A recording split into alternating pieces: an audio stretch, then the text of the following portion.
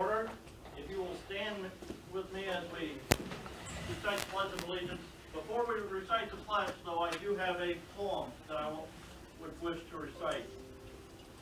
In Flanders fields, the poppies blow, between the crosses, row on row, that mark our place, and in the sky, the lark, still bravely singing, flies, scarce heard amid the guns below. We are the dead. Short days ago, we lived, felt dawn, saw sunset glow, loved and were loved, and now we lie in Flanders field. Take up our quarrel with the foe, to you from failing hands we throw. The torch be yours, to hold it high. If ye break faith with us who die, we shall not sleep, though poppies grow in Flanders field.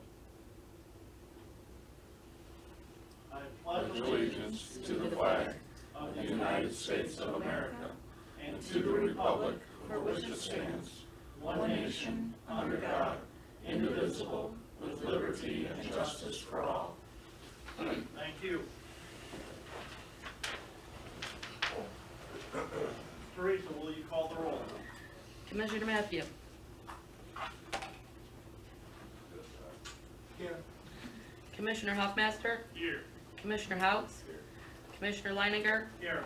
Commissioner Baker. Commissioner Lanius. Here. There are 5 members present. That would be a quorum. The agenda is before us. What is your pleasure on approving the agenda? I make the motion we approve the agenda as presented. Support. Motion by Commissioner Hoffmaster, support by Commissioner Lanius to approve the agenda as presented. Any discussion?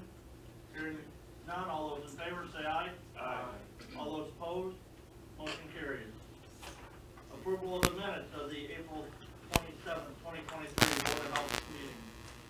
Mr. Chairman, I make a motion to approve the minutes from the April 27, 2023. There's support. Support. Motion by Commissioner Matthews, support by Commissioner Hoffmaster to approve the Board of Health minutes from April 27th, 2023. Any further discussion? Hearing none, all those in favor say aye. Aye. All those opposed, motion carries. It is that time on our agenda, and we will have another one at the conclusion of our business session today for the public to address the Board of Health. I would remind any public that wishes to address the Board of Health that our rules for your public comment are listed on our agenda, and the public is allowed 3 minutes to speak. Do we have any public that would wish to address the Board of Health this morning?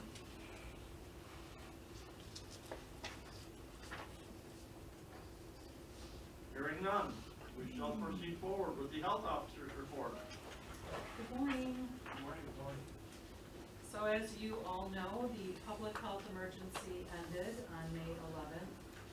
We continue to offer some services for COVID, including immunizations. Testing, however, is coming to an end as far as the in-person testing that we have here at our office. You noticed today, as you arrived, probably the phone's set up. This is the last month that they will be here, so today being the last day. We are working with our local libraries to encourage them to participate in the library program that the state of Michigan has established. That allows individuals to visit their local library and obtain free test kits, or over-the-counter test kits, that they can take home and administer on their own as they need to. We do already have some libraries that have been participating in the program, but we've reached out to additional libraries to encourage their participation.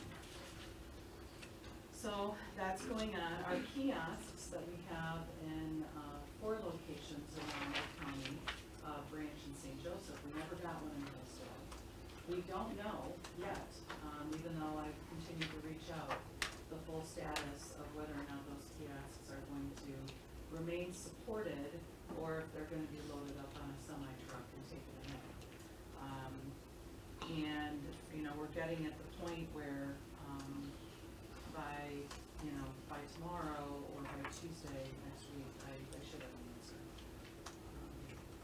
We're hoping that they'll stay and they'll be supportive, but we of course do not know. We will no longer allow individuals the opportunity to schedule a vaccine appointment online for COVID. They'll need to call our office, talk to our immunization staff, just as they do for any other immunization appointment that they make. So that is also happening. And we do continue to investigate confirmed cases of COVID, just as we investigate all communicable diseases that are notified to our agency of residents that live in the Tri-County area. So other communicable diseases that we routinely investigate are Salmonella, Shigella, tuberculosis, sexually transmitted infections. So this is normal work that we do all the time. COVID simply put us in a position where we had pandemic illness, and it occupied pretty much every moment of our life for 3 years. But as we return to normal business, we will continue to investigate COVID cases just like we do every other communicable disease. So public health accreditation, last time you were here, we talked about how that was happening here at the health department. That wrapped up on April 28th, so you were here during accreditation week. The reports from the reviewers are not yet ready. They should be any moment now in the kiosk for us to review. And of course, we will share that information with the board. I would expect that to be at the next meeting then, as far as those reports go. This was a different accreditation review than what we are accustomed to.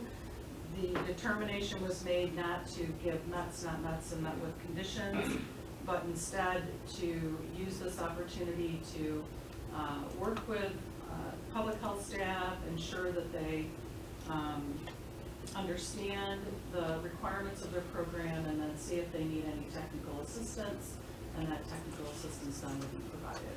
So that wrapped up. Strategic planning activities continue to move along. I have now met for the first time with our employee satisfaction work group. They selected a chair and a secretary and have set up a meeting schedule, and I will continue to meet with that group to work on those issues regarding employee satisfaction. The Personnel Policy Committee, as outlined in our personnel policies, has continued to meet to modify and update several of the agency's work policies. We completed the exposure control plan, chemical hygiene plan, and in final draft is our medical waste plan. So once we have those 3 wrapped up, we will continue to look at other documents that our personnel policy can assist us in updating and making correct. The documents, once they are complete, will be stored in our performance management software that we call BMSG. We've first talked about that before. That helps us to ensure that they receive an annual review and are kept up to date. After the meeting today, Teresa will be providing an educational piece on public health finance. So as soon as the board meeting ends, she will get started with that, and I hope you can all stick around for that presentation. The website, we've received, feedback from you as well as the public that there is improvements that we can make to our website to make it more usable for our communities, and so we are in the process of doing that right now, and may even by next meeting be able to show you an updated website. Our EH software implementation, and Paul may talk about this a little bit today, is really moving right along. We're making great progress with this new vendor, Hetro, and really excited to see this moving along. Our vector-borne surveillance program, again, Paul may touch on this today, has started.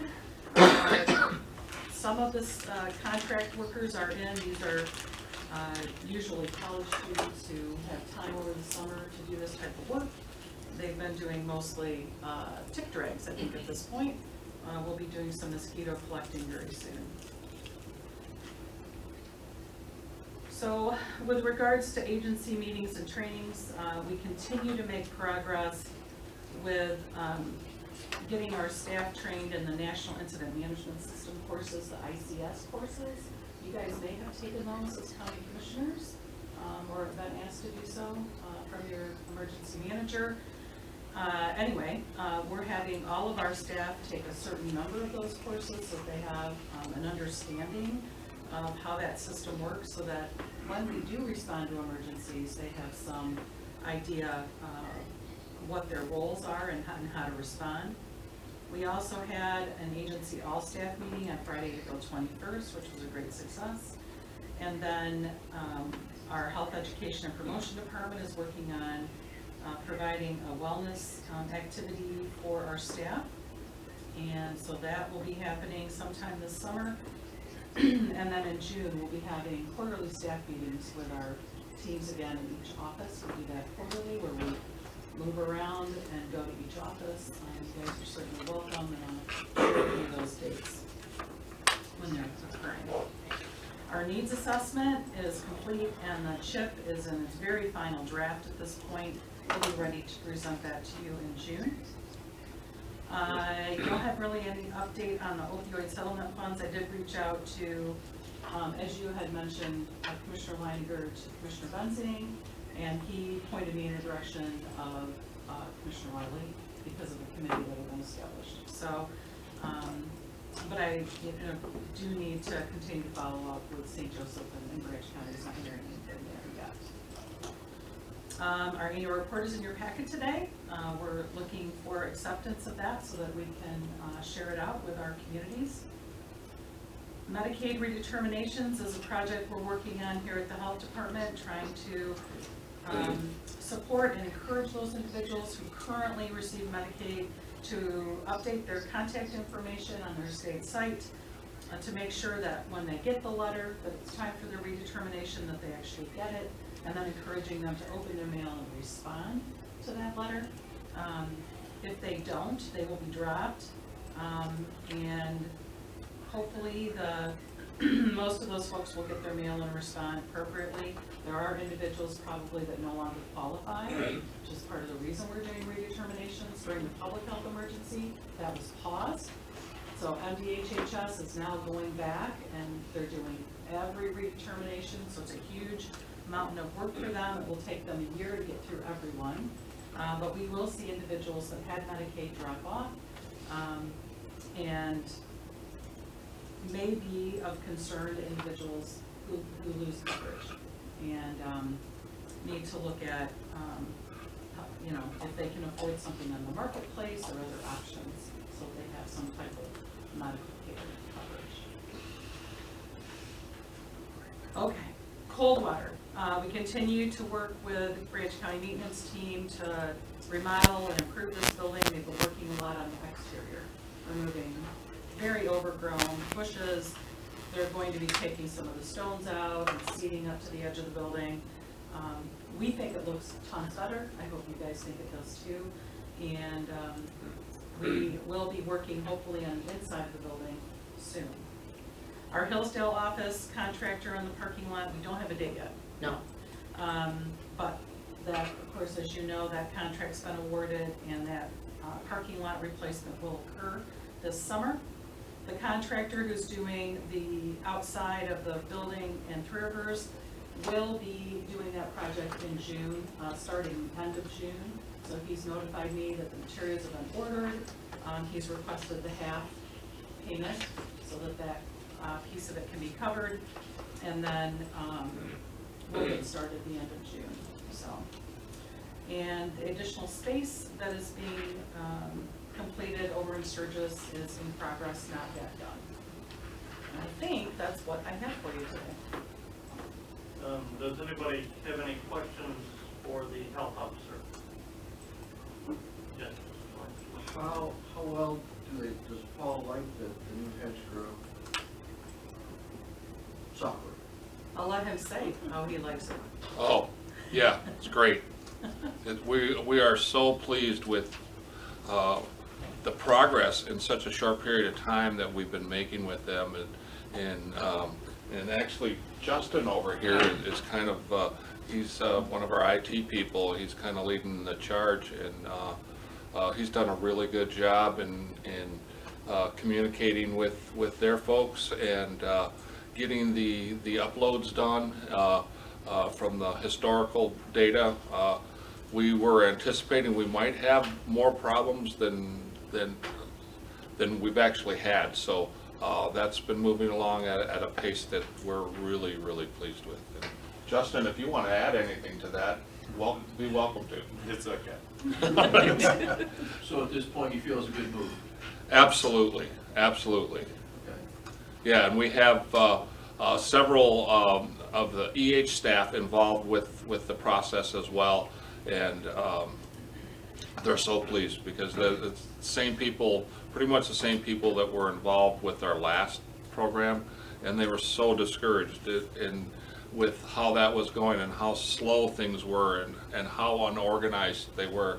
Everybody's super impressed with how professional this company is and how quickly we're moving forward with getting things going. So yeah, I couldn't be happier. Okay. One We more thing. appreciate the investment. Thank you. One more thing, on the Medicare or Medicaid redeterminations, is that going to affect people on Social Security or no? Only if they have Medicaid, I would guess. So if an individual has Medicare as well as Medicaid, their redetermination would happen, I would assume, just as everyone else does. Okay, so there Correct. won't be any separation between. I don't think there is any. No, I mean, Medicaid redetermination generally is done on an annual basis. It had been paused during the health emergency.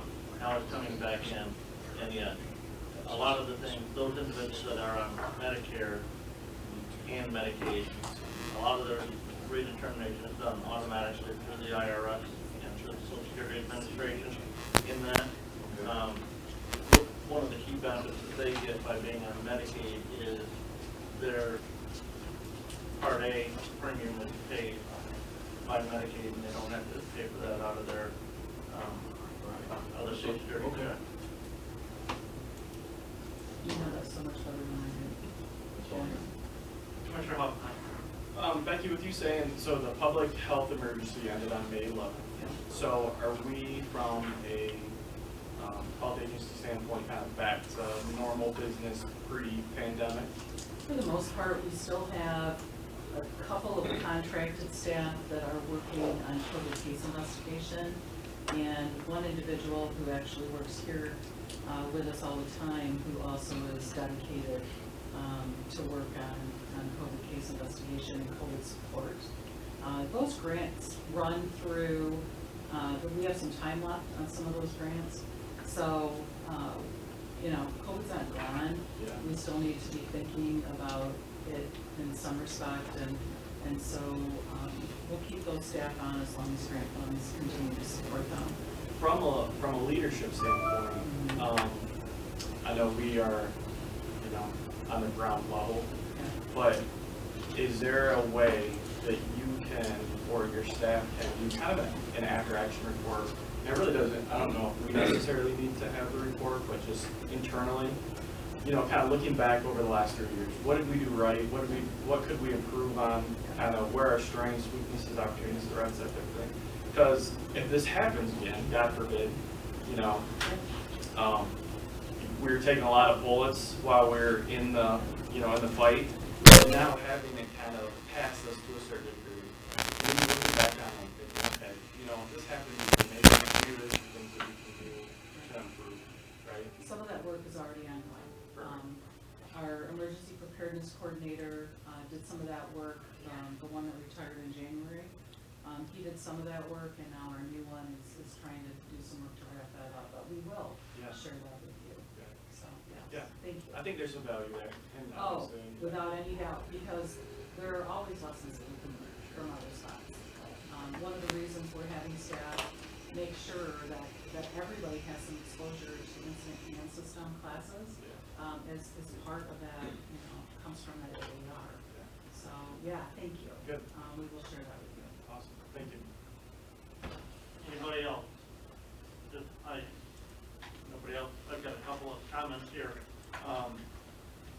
As far as the opioid settlement fund for Hillsdale County and our committee. Commissioner Wiley is going to try and get a committee meeting here next week or the first week of June, and we'll be sending an invite out to Alex and anybody else from the health agency that would want to come and present on that grant proposal. As far as the Medicaid redetermination, those individuals who lose Medicaid after they receive notice that they're being removed from Medicaid, they need to act if they want to enroll in a marketplace plan. They've got 60 days after that notification from Medicaid that they're being removed from Medicaid. And they will have to submit the letter that they received from Medicaid indicating that they're being removed because as proof of that qualifying life event to enroll in a marketplace health plan. Otherwise, they have to wait until open enrollment. They have to wait until the open enrollment for coverage to begin January 1st. Did you take some notes on that? I took some for you. We'll want a message on that. So, absolutely, we want to make sure that people know what they need. Right, if they try and enroll online themselves, or if they use a navigator or an agent, they're going to have to submit that proof of that qualifying life event. Thank you. Yep. Moving forward, Dr. Luparello.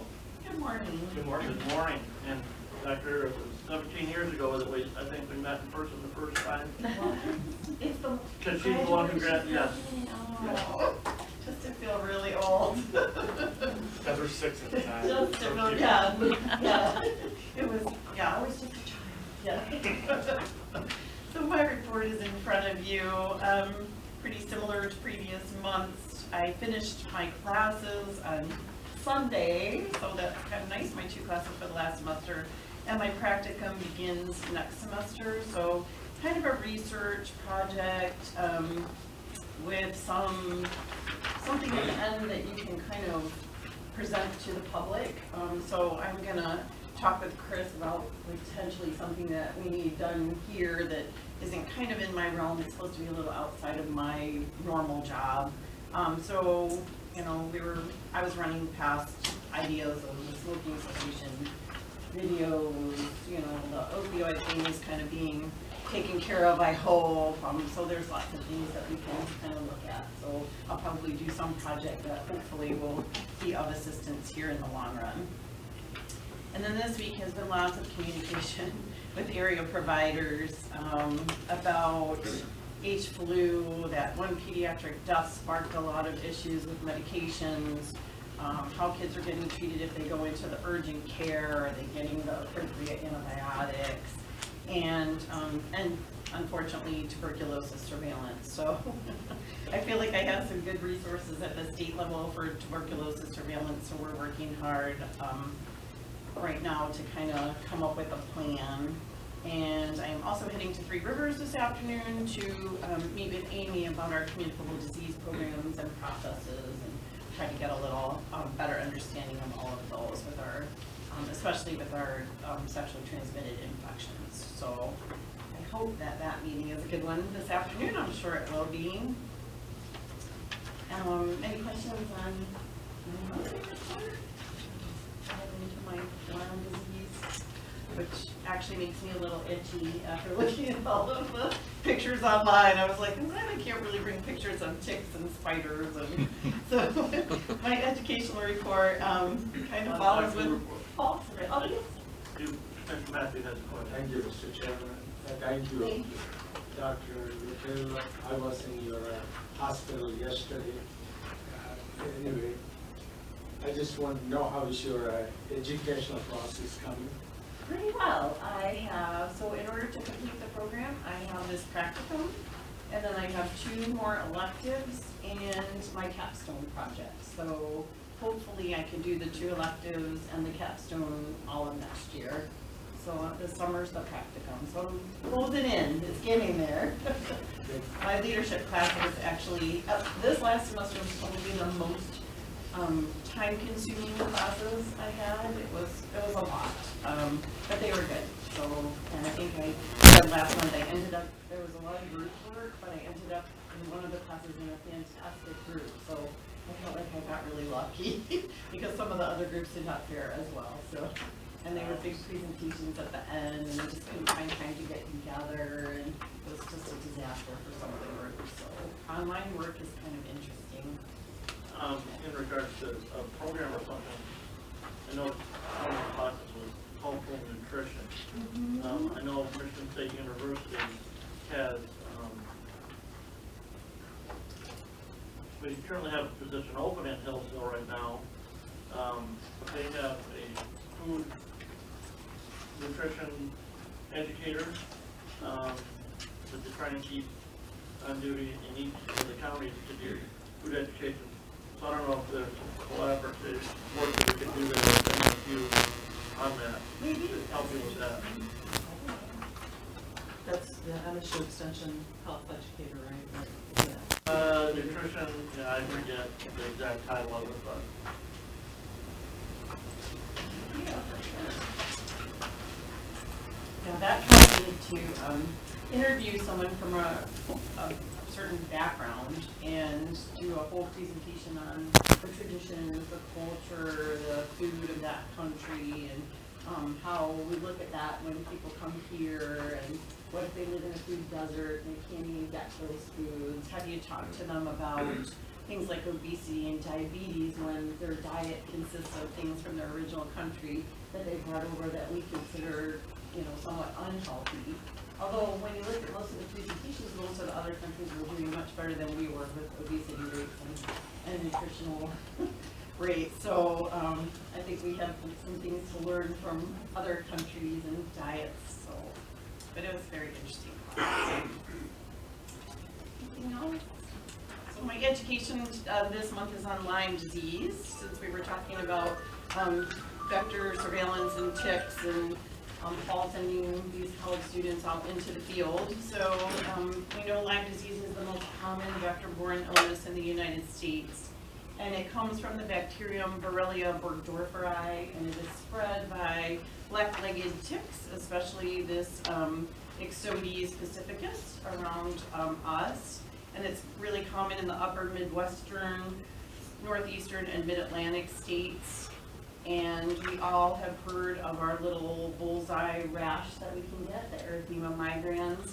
So the incubation rate period is about 3 to 30 days. So once you get bit by a tick, you kind of have a month to see if you have any symptoms. And the important thing is to catch those symptoms early, especially this erythema migrans. So it looks like a bullseye rash. It's got kind of a red ring and another little red ring on the inside, and the tick bite is usually in the middle. And about 70 to 80% of people who acquire Lyme disease will have that rash. So that's pretty high. So if you're looking for a rash, that's an important thing. And the early signs are fever, chills, lymph nodes that are swollen. And then later on, as you can see, you can get all sorts of very serious things from Lyme disease. So we've all heard of the arthritis that's kind of chronic and ongoing. But you can get meningitis, you can get cardiac problems. So pretty scary. And we want to make sure that we're treated early, because treatment is actually fairly effective, and it's just an antibiotic. It's long term, so usually several weeks of an antibiotic, but very easy treatment.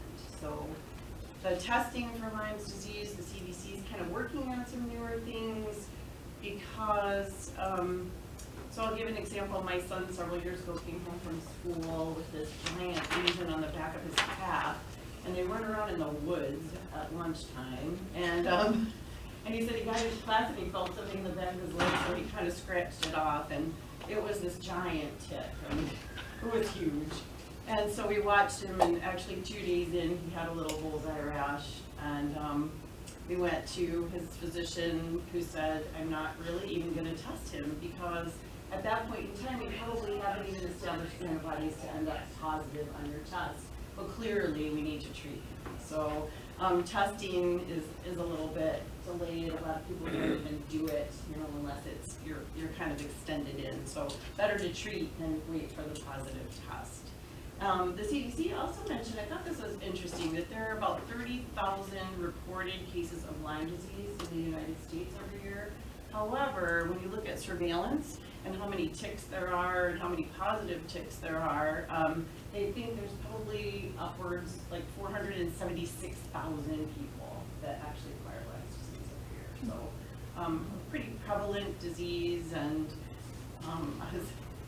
my dad calls every night, so last night, and he usually says, what are you gonna do tomorrow? So I said, I want to have a board meeting, and we're talking about Lyme disease, and he's a hunter, so he said, make sure you tuck your pants into your boots, make sure you use some repellent with 0.5% carbapenem. And I said, well, Dad, you just look on the bottle. And he said, no, you want to make sure it's exactly that.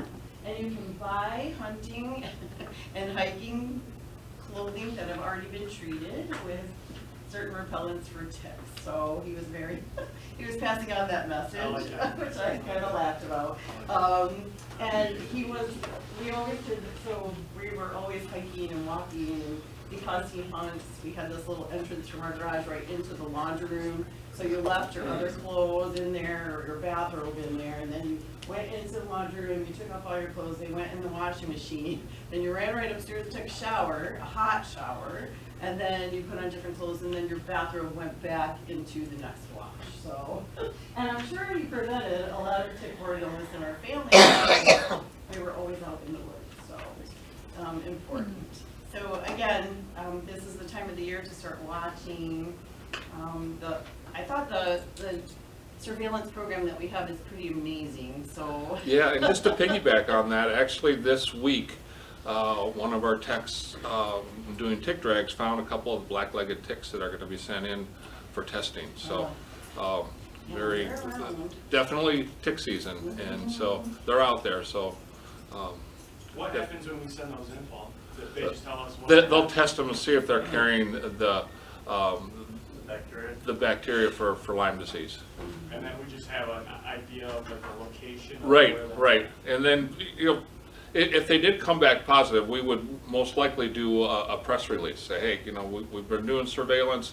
We got some of these ticks and they were positive. So just get the word out to the public that, the Lyme disease is important to be aware of, and we do have the bugs here in our county that are carrying it. So, any positives like that, we would definitely do a press release, get the word out to the public. Any other questions for Dr. Lucarello? Yeah. So Dr. Lucarello, I've had a friend that has kind of had long-term kind of symptoms from having Lyme disease. So what you're saying is if you don't catch it, it sounds like if you catch it quickly and you get on the antibiotic, it's fairly easy to mitigate. Yeah. But if you don't, there's some real long-term consequences. Yeah, if you don't, it's very It's not like a hard. year later you can start taking these antibiotics. Right, It's right, gonna- very difficult. And then we end up treating symptoms. Is that If we what have it is? arthritis, we treat that. If we have a facial palsy, we might look at that. But, yeah, if you don't put on antibiotics pretty quickly. What is that window? Is that the 3 to 30 days? Yeah, you'd like to do it early, in that early phase, yes, so within the month. So as soon as you see that rash, that's pretty indicative. You start feeling some aches and pains and have some lymph nodes that are swollen, you know that you were Yeah. in an area, so it's important to check. Thank you. I appreciate it. Any other questions? All right, moving forward, departmental reports. Up first this week is health, education, and promotion. Ellen. Good morning. Health Ed and Promotion Department has been busy. We recently hired a new health educator, Isabella Stikos. She started May 8th. I'm going to embarrass her real quick. She is actually right back there. We can continue to monitor, update, and post relevant messaging through our social media platforms. Our Facebook, Instagram posts for the month of April included minorities and public health for the Minority Health Month, health equity and inclusion, child abuse awareness for Child Abuse Prevention Month, Safe Sleep, Public Health Week, STD Awareness Week, Volunteer Appreciation Week, and Earth Day. As Becky mentioned, we also put on the all-staff meeting April 21st. As far as feedback from staff goes, it went very well. So moving on to the 2023 Medicinal Marijuana Operations and Oversight Grant. We actually have a lot of pretty exciting stuff going on with this right now. One of the first objectives of the campaign that we wanted to get done was renew our contract for a second year with Branch Area Transit Authority. So we already have one design that's been on there for roughly 9 months now. We're going to renew that contract for another year. We're also going to design something similar for a second bus, and that'll be up later in the summer. The second objective that we wanted to do with this grant was work with Effect TV, which is a subset of Comcast. So we've worked with them to create a Lock It Up commercial that will run for 8 weeks from the beginning of July through the end of August. That'll be in Branch and St. Joseph counties. That will be shown on live TV and streaming services. The third objective that we wanted to get done for this grant was a billboard in Hillsdale County. Last year we had a heck of a time trying to lock down one of these billboards. We never ended up getting one, so we contacted them much earlier this year. We were able to secure one. That will be going up in the middle of June, and it'll run for 8 weeks as well.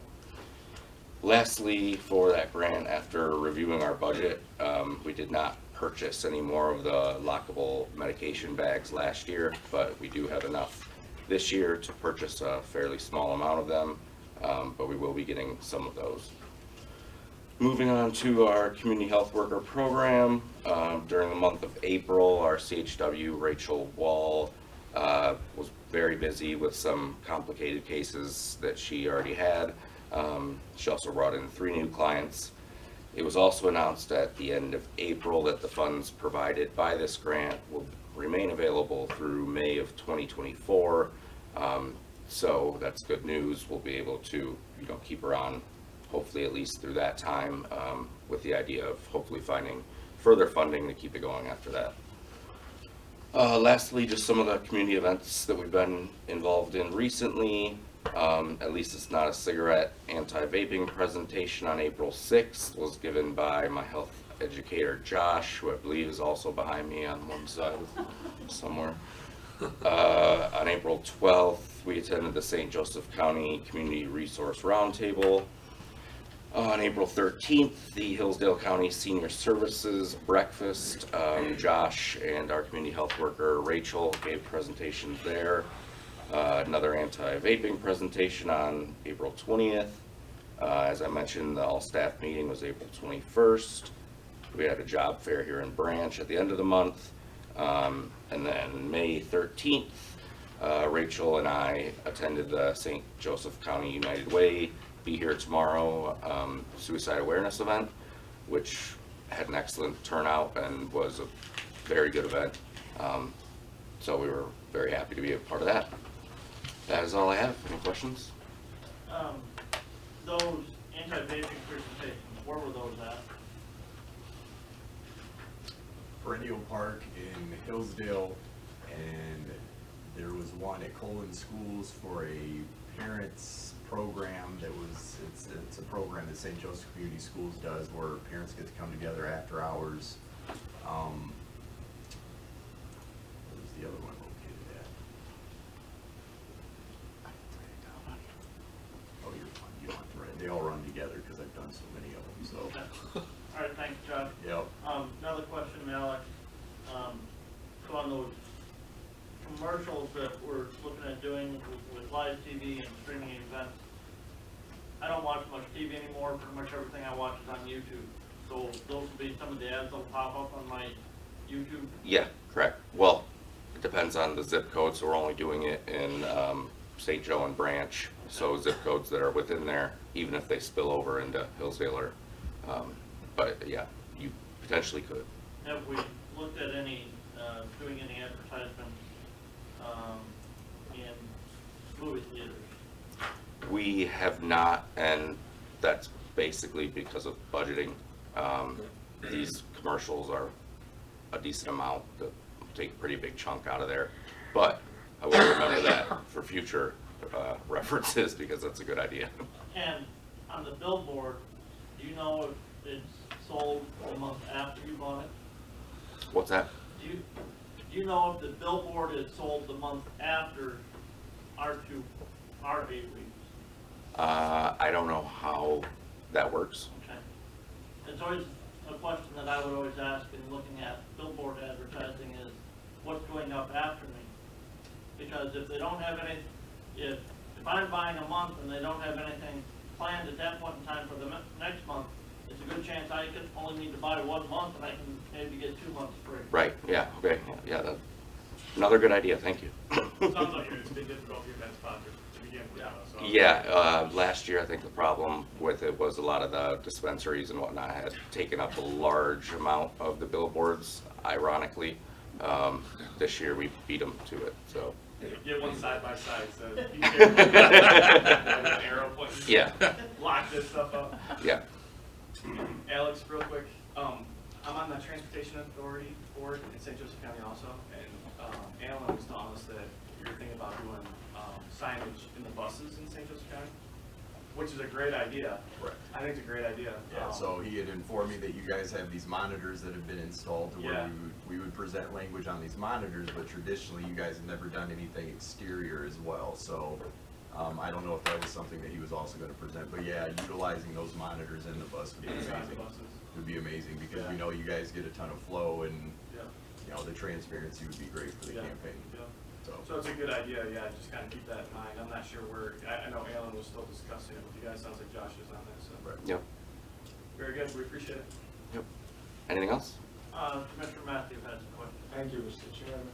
Your report on page 9, paragraph 1 and 2, Commissioner Hoffmaster just touched on it. And what's the budget, please? Budget. Approximate budget. Your budget amount. for- Oh, for the marijuana grant?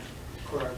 For which county? Page 9, medical marijuana operations and oversight grant. That varies by county. Yeah, And it, that money comes into the county and then is transferred from the county to the health department. I think correct. Hillsdale County is just over $10,000 a year. Yeah, so it changes every year. Hillsdale this year, I believe, is just over 10,000. Branch is just under 20,000. St. Joe, I believe, has just over 7,000. And so then we spend those dollars based on where they're located. So the vast majority of what happens is gonna be in Branch County because they've got $20,000 to spend. The least in St. Joe and then Hillsdale falls in the middle. Those are dollars that are collected from medical marijuana cards. So card holders, they collect an extra fee that goes into this education fund. Thank you, Board. Mr. Chairman, I have 2 more questions in relation to that. I know, Josh, you're thinking about 2 buses for Branch County. And what will happen, that bus is broken down and kept in 6 months in the shed? I know our fellow Commissioner House served on the Transportation Committee here later. Can you address that? Ideally, I would agree that the buses shouldn't break down. But I suppose if that were to happen, they would have an obligation to let us know, you know, that that's happening and we can go from there. Well, the reason I'm asking is, we want to use that $20,000 such a way that citizens will, wherever you are focusing on. That's another, my third question and final, Mr. Chairman, is that whom you are reaching out to? People like me, old people, old citizens, or young, or middle-agers, or farther rural people, So or the- city? So we have to identify where that bus is going. We don't actually know where the bus goes. I've seen it all over in different places around here. We don't have it targeting any specific population. The messaging itself is just lock it up. It's obviously targeted towards adults. The message on the buses itself is keep kids safe. So the messaging is for adults, obviously, that are buying recreational or medicinal marijuana. And the point is lock it up, keep it away from your kids. a lot of it looks like candy these days, so. So awareness, public awareness. Yep. Any other questions? No? Thank you, Alex. Thank you. Personal health and disease prevention, Kelly. Good morning. So I have got some updates for communicable disease, salmonella linked to live poultry. The CDC has been doing some extended investigations on cases, salmonella cases that have occurred with exposure to backyard poultry. So those are all underway, and we did have a couple of them where they reached out to us to see if we could do the extended questionnaire to try to get more information about this, the source of it and everything, because there have been 104 cases from 31 states and 11 of those in Michigan. So I believe we had 2 contacts for St. Joseph County that we tried to do extended investigation, and then 1 in Hillsdale County. So it just kind of digs into deeper questions on exposure, flock management practices, where they purchase their poultry, what kind of contact that they have with their poultry, and also information on hatcheries, so they can try to connect where the source of this is at. So it's pretty extensive. We already, do some salmonella investigation, but then doing the extended portion of it, is a 20-30 minute conversation with the client, and then also sometimes we dig in more to if they mention where they bought eggs from, or where they bought their chickens from, then we sometimes contact the stores also to investigate further as to who are your suppliers and things like that. So it can be a very lengthy process. There's also, the CDC will post an investigation notice about this, which is on their website. So if you wanted to dig into more information as far as what they're finding from the investigation, that is publicly listed. And then I just put a couple of updates and links on here for you on just further information regarding some of those topics. Like there was an NDARD release on preventative measures with sale of poultry, and then some updates on avian influenza as well. I think the last detection was in March, so it's been a couple of months since we've had a recent detection. Let's see here, there was, Mpox cases are declining, but there was a recent cluster of Mpox identified in the Chicago area. So we decided, with summer events coming up, Pride, festivals, just people are gathering more as the weather gets nicer, to do a little bit more social media on this. So we worked with Health Ed, and they're doing some social media, and they put a banner on our website. I think it's the first banner on our website that they can click on to get more information, let people know that we do have vaccine available in our offices, and just preventative measures that people can take to make sure that they're social or having safe gatherings. Just a quick note on the COVID data tracker. So that's the MDHHS website had a COVID data tracker that was usually doing community levels, community transmission, and things like that. So they are taking away some of the surveillance measures that they had on there, and so it will display hospital admissions, deaths, and emergency department visits as primary surveillance now. So there are a lot of changes that are being made on some of those COVID data websites.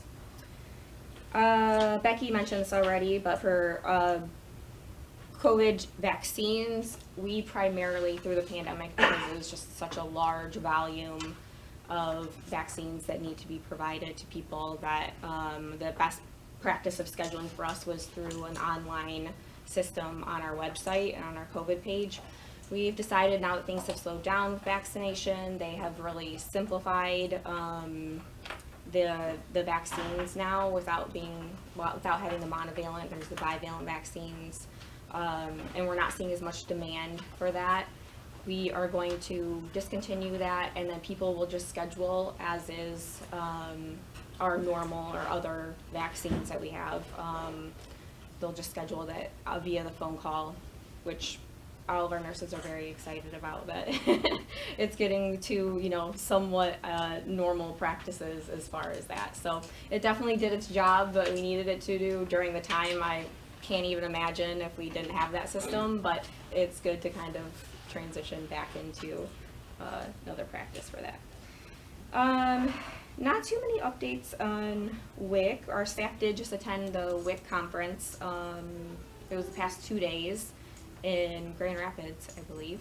And as I've mentioned before, with the public health emergency ending, we implemented our in-person a long time ago, so we have all categories available for in-person appointments.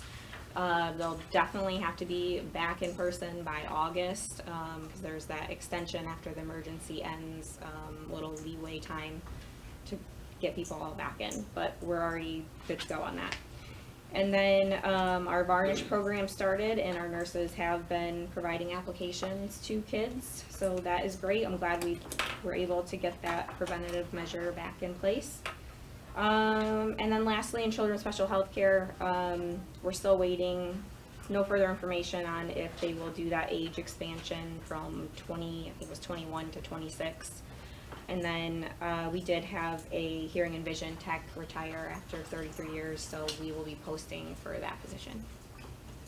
Happy to answer any questions that you have. Any questions?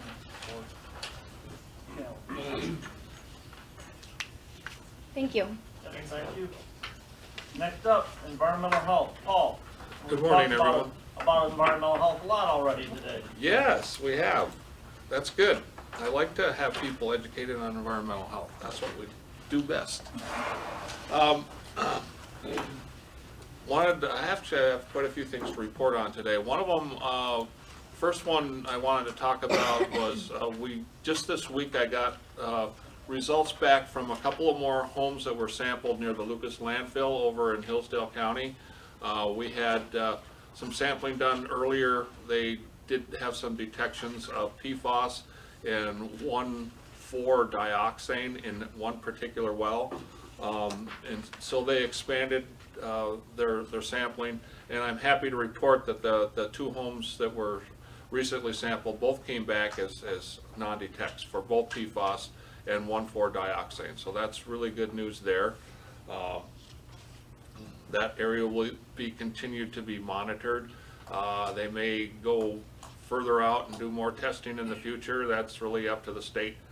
We just kind of assist them in giving us, they like to keep us in the loop so that we can have our input as far as what we feel might be the best way to proceed as far as sampling and maybe expanding the area. So I will keep you posted on that.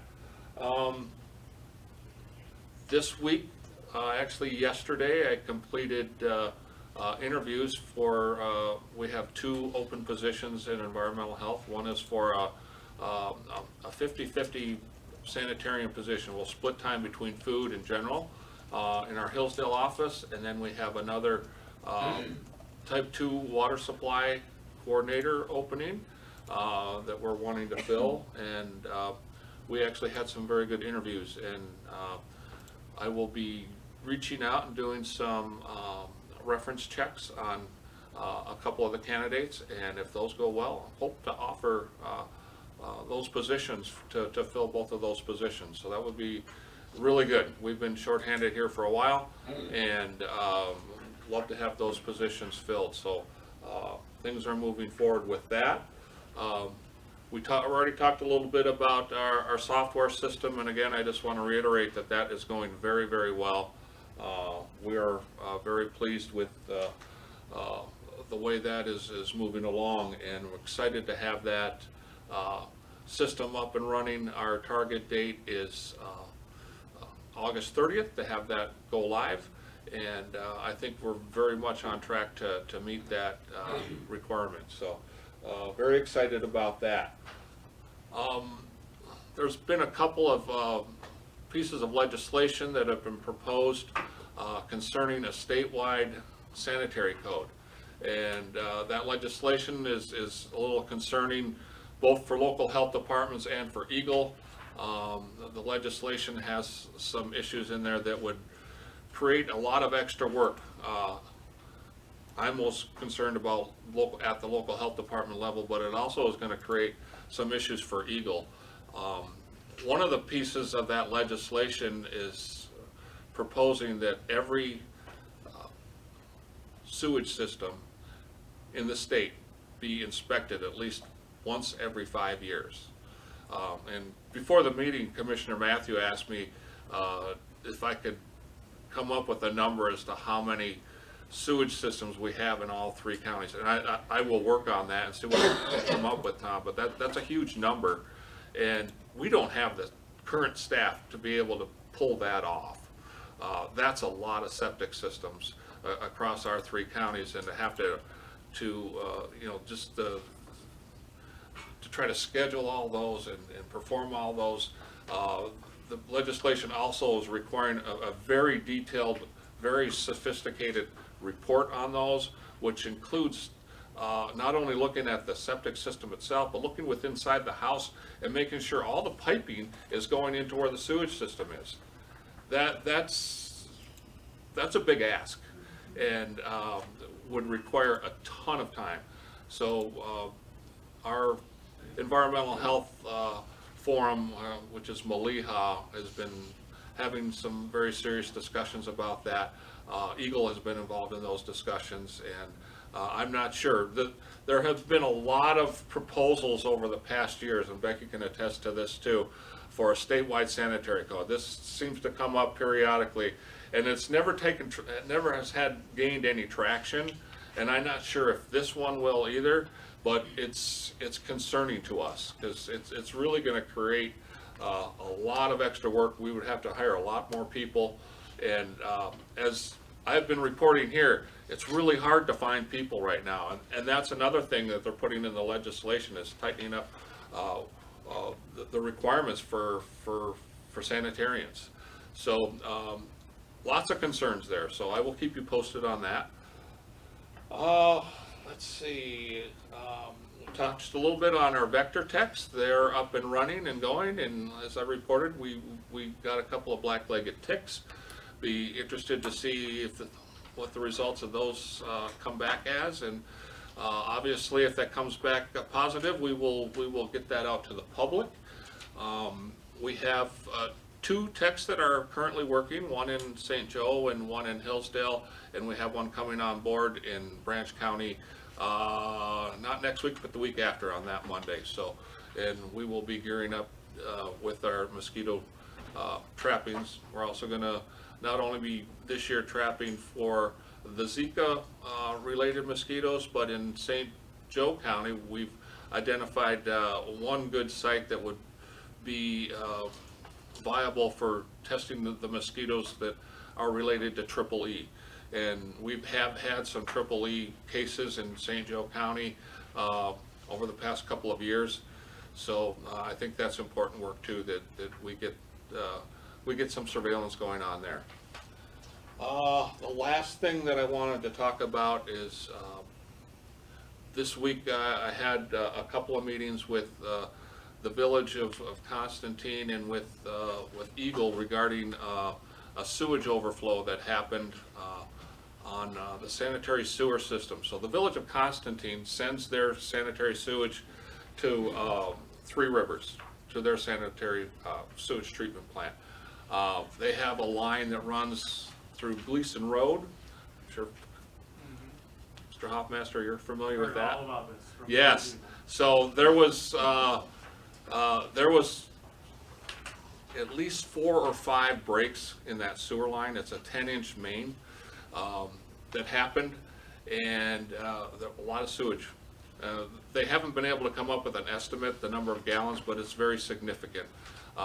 It's all been taken care of. The leaks have been stopped. It's been taken care of, but the damage has been done. There has, the sewage flowed across some properties there, some homeowners that were concerned. Some of that sewage may have also made its way to the wetlands, so Eagle is working on that. We are working with Eagle as well.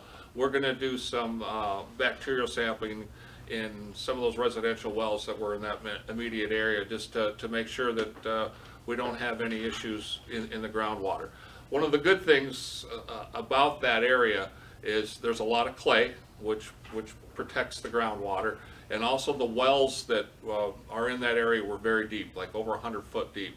So I'm not expecting that we're going to see any contamination in those wells, but I'd much rather be safe than sorry. So we're moving forward with that.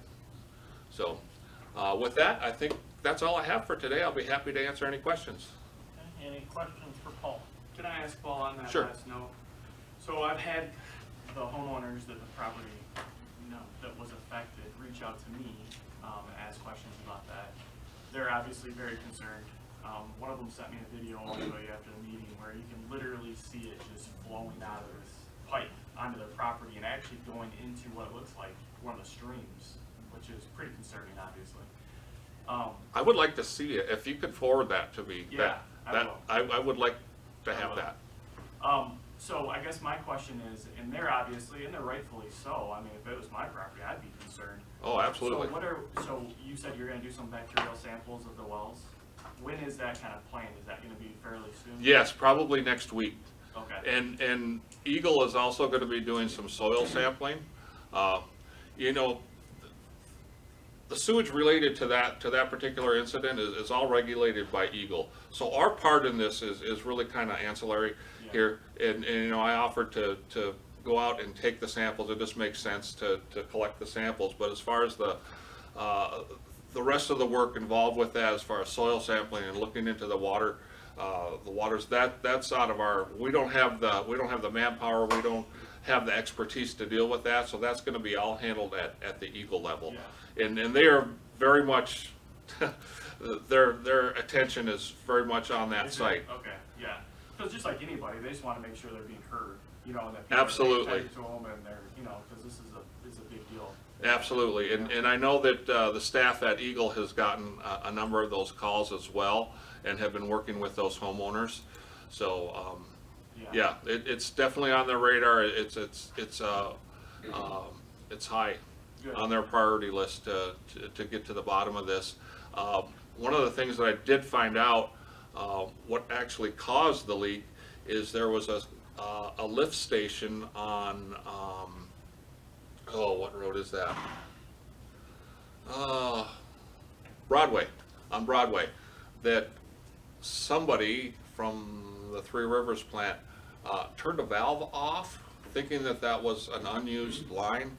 That was actually the incoming sewage from Constantine. So that sewage had nowhere to go, so it backed up, and that pressure caused the break in the line, so. They've been working on that on Broadway, that line coming Yes. into the plant, so I'm Yeah. sure there's something there.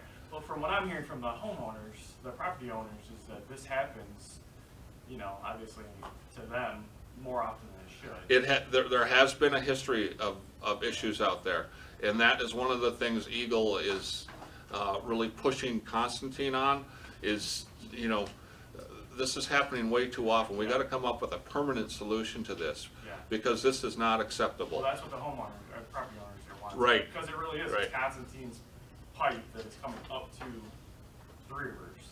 They're responsible for the maintenance, they're responsible for the cost of that pipe. They need to do something so that these property owners don't get. Absolutely. Anybody living on property who would want sewage coming onto their property 2 or 3 times a year. Absolutely, and that's what Eagle is really pushing with them. It's like, okay, you put a Band-Aid on this now, but there's a long-term problem going on here that you really need to address. How many gallons were spilled, Paul? They don't know, and that's one of the questions that Eagle has asked them, and they have an engineer that works for the city that was gonna try to do some calculations based on how long it was running and the size of the pipe, but I don't have that information yet. That they hadn't calculated that out yet. It's very significant, though. Yeah, very simple. And you said it's happened before? Pardon me? It's happened before? It has, not to that degree. There have been some breaks in that sewer line, but not nearly to this degree. So I said there was at least 4 or 5 breaks this time, where in the past it's just been one here or there, so. Commissioner Matthews. Thank you, Mr. Chairman. My question is, when did this happen last, please? This happened, Approximately. last week, it was a week before last, Tom, on a Friday.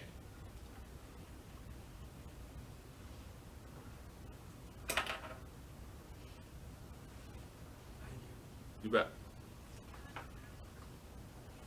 Any other questions for Paul?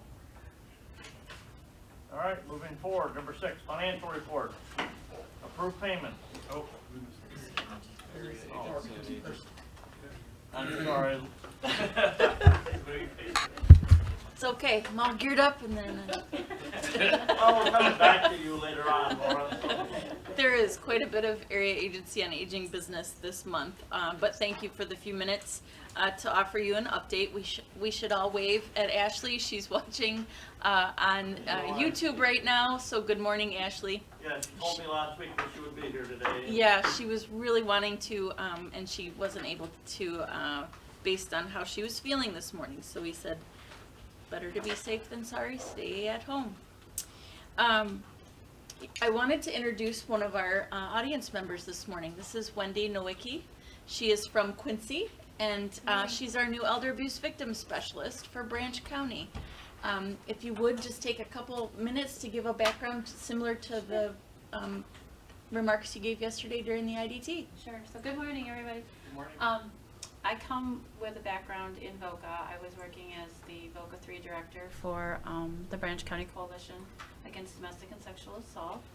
I was also their program director or coordinator for the sexual assault response team. So that's my background, as well as being an advocate for sexual assault there.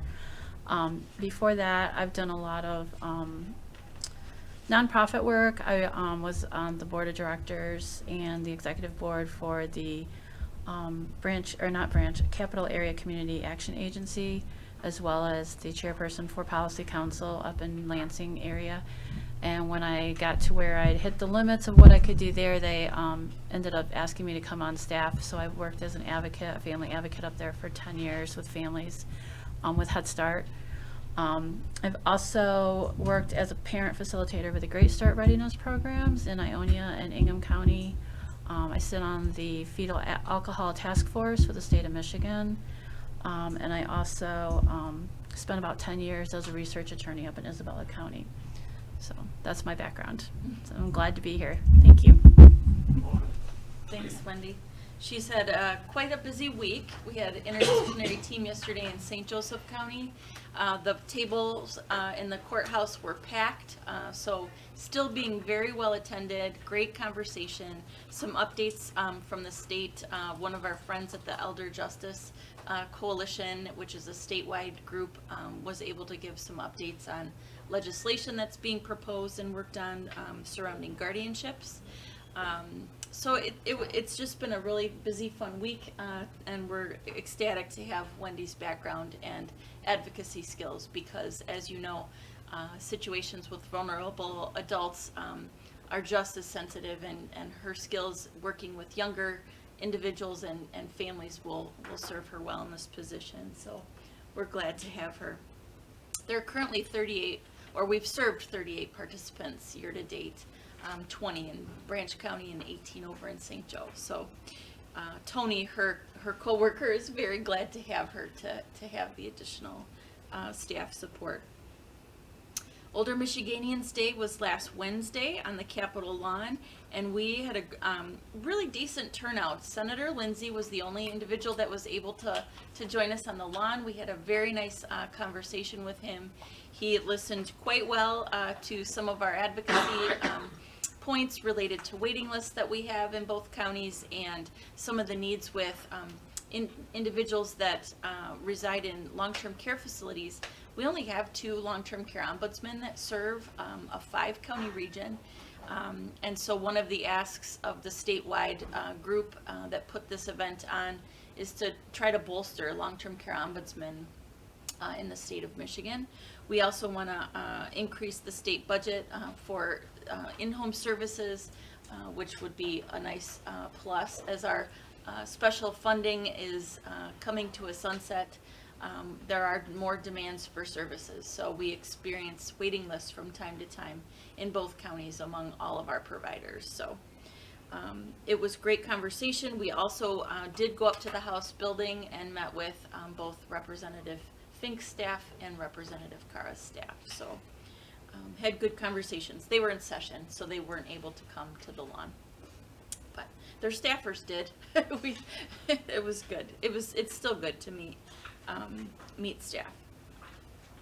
The plan and the budgets related to the current fiscal year are before you later in the agenda.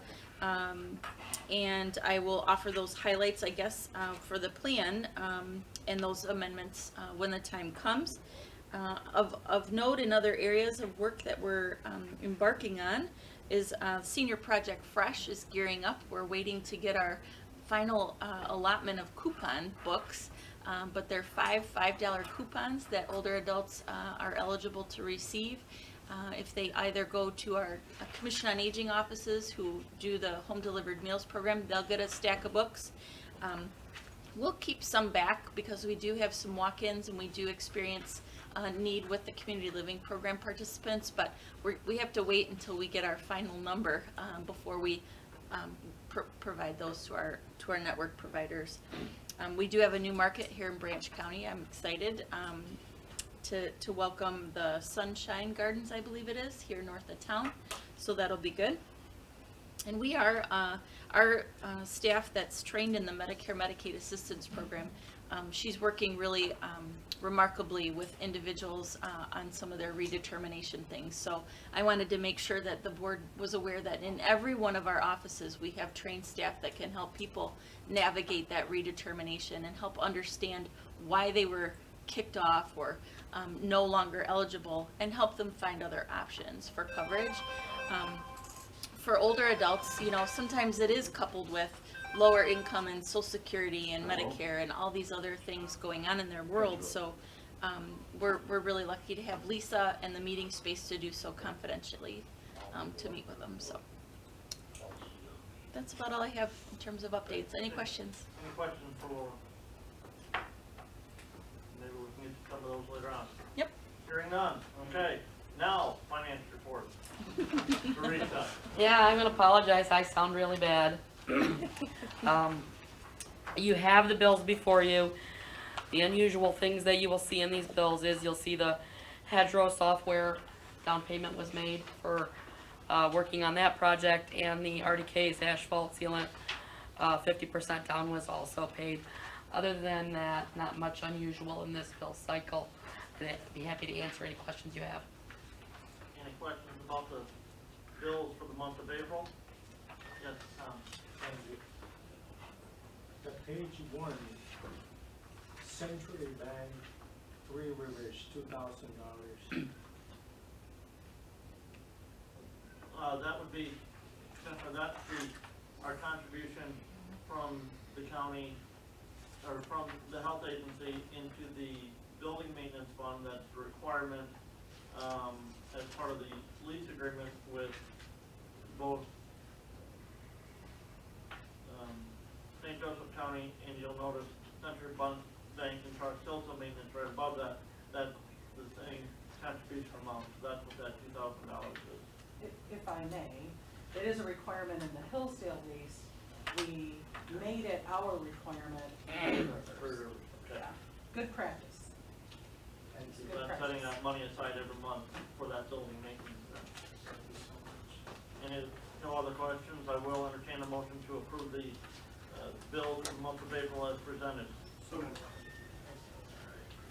Motion by Commissioner Hoffmaster, second by Commissioner Matthews, to approve the bills for the month of April. Any further discussion?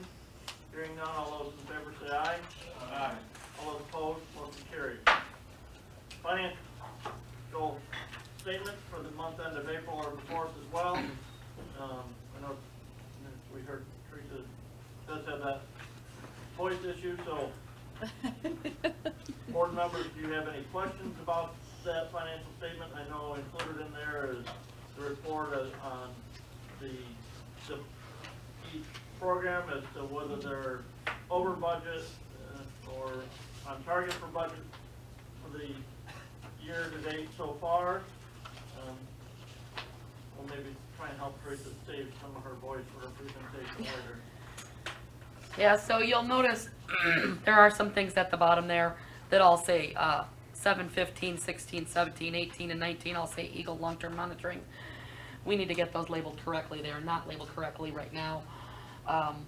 Those are new RUs. The state is now requiring us to break out and track separately the amounts it costs us to run the program for the campground inspections, the pools, the body art, the long-term monitoring, and the septage haulers. So those will be labeled correctly. And the reason that those are showing up the way they are is it's a brand new requirement mid-fiscal year. So we are in the process of making that changeover. So that'll be adjusted in this budget amendment that's coming up that you'll see next month. And then medical marijuana, you'll notice there's no budget amounts for those as well, because at the last budget amendment we did not know if we were getting that money. So you will see expenditures with no budget, but that's because we've been awarded that money. Overall, we are running under budget. We expect to be under budget because there's a significant amount of COVID money that we know we're not going to spend. So we're doing well. We're right where we expect to be, and we'll be bringing you a budget amendment in June. Any other questions for Teresa? If not, I will entertain a motion to approve the financial statements for the month ending June 30th as presented. So Motion by Commissioner Hoffmeister, second by Commissioner Matthews to approve the financial statements for the end of April 2023 as presented. Any further discussion? Hearing none, all those in favor say aye. Aye. All those opposed, motion carries. Next, committee reports. Finance Committee approved minutes of the May 15th, 2023 Finance Committee meeting. Those were presented in our packet. Do we have a motion to approve those minutes? So moved. And support? I'll support. I was supporting. Motion by Commissioner Hoffmeister, second by Commissioner Leininger to approve the Finance Committee meeting minutes of April 15th, 2023. Any additions or corrections? Hearing none, all those in favor say aye. Aye. All those opposed, motion carries. Next, Program Policy and Appeals Committee meeting minutes from May 17th, 2023. Is there a motion to approve those minutes? Yes, Mr. Chairman, yes. In support? Motion by Commissioner Matthews, support by Commissioner Lanius to approve the May 17th, 2023 Program Policy and Appeals Committee meeting minutes. Any discussion or corrections? Commissioner? Thank you, Mr. Chairman. Line 3 would like to add, I suggest to add with the Pledge of Allegiance to the flag of the United States, led by Director Haley Nichols. Thank you. Okay, with that addition to the minutes, then.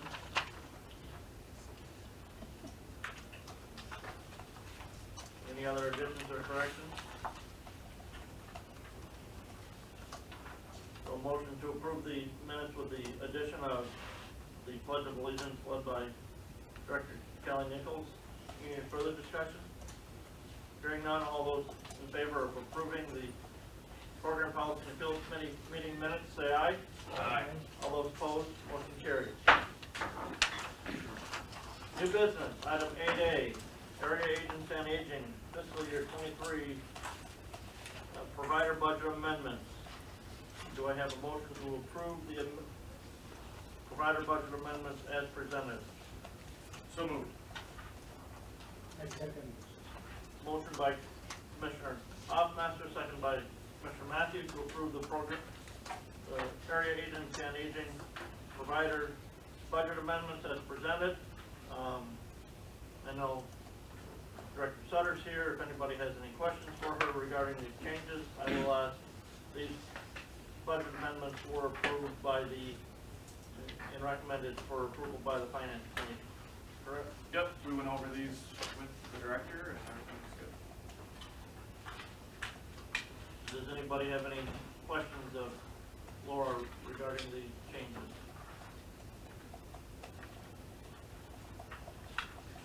We never take them lightly, so be rest assured that all 22 line items are adhered to according to Hoyle and the Bureau and federal and state standards.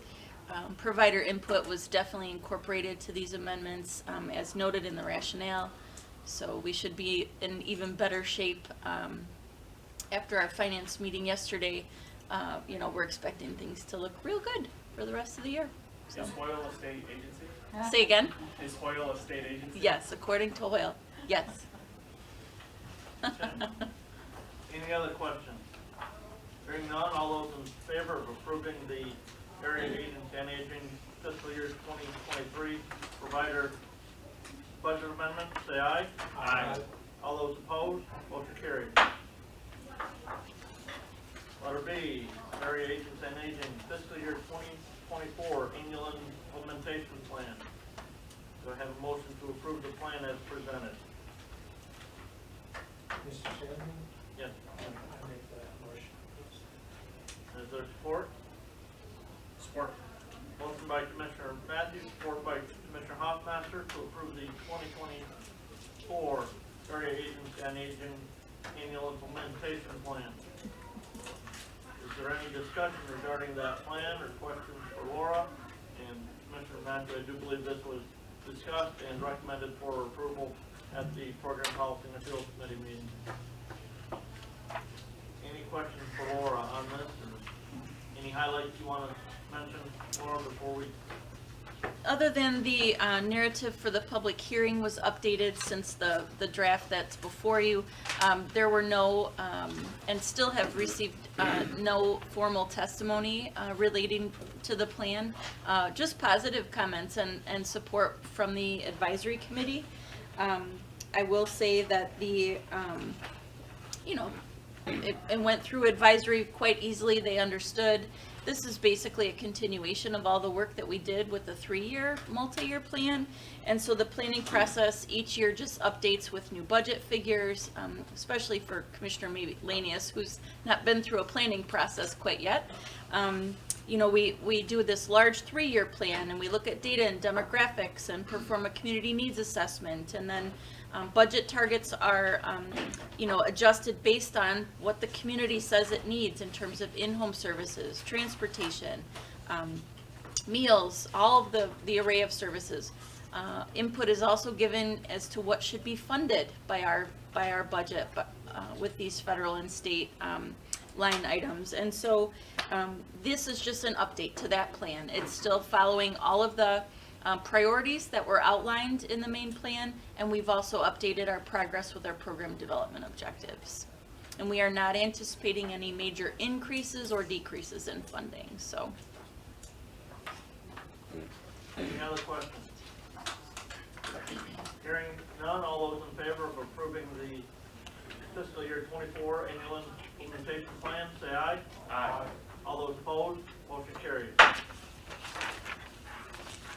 Letter C, fit testing equipment. We have a bid in front of us, I believe, from TSI Incorporated. Is there a motion to approve the bid as presented?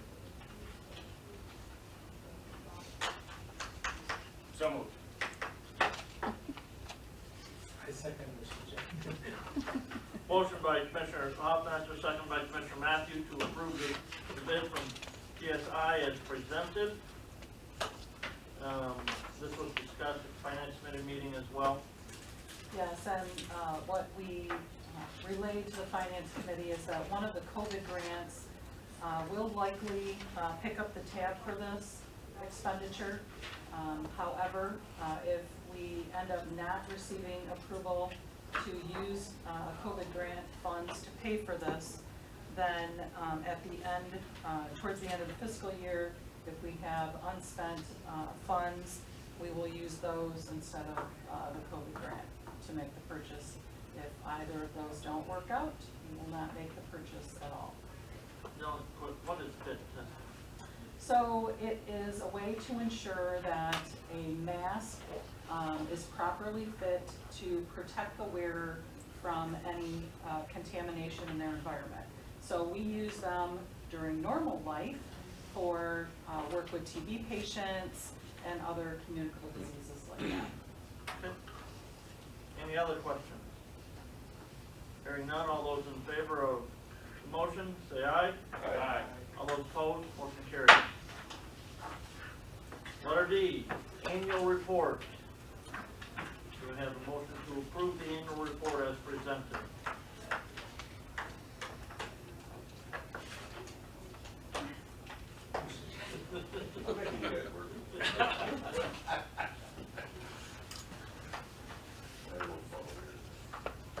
I second that.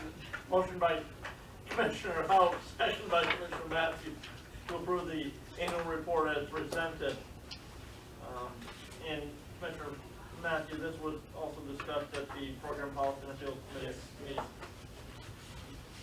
Does anybody have any questions regarding the annual report as presented for the health officer? Be a better picture of me, The only comment I'll make, and I didn't say this at the meeting, committee meeting, is I'm glad to see that we've returned to using pictures without masks. So, much better to see those smiles than to see that hidden behind a mask. So. Any other comments? Hearing none, all those in favor say aye. Aye. All those opposed, motion carries. That concludes our new business. We are now back to that time where the public has an opportunity to speak to the agency. I don't think we have any. Before we get to the final item of adjournment, I will just say thank you for allowing me that opportunity to reflect and to remember those who gave all. 55 years ago today, our family was gathering for the visitation service of my uncle, who was killed in action in Vietnam on May 9th. So, Memorial Day is a very symbolic remembrance in our family. That brings us to adjourning. Do we have a motion to adjourn? I'll support that. Motion by Commissioner Laney, second by Commissioner House to adjourn. All those in favor say aye. Aye. All those opposed? We are adjourned.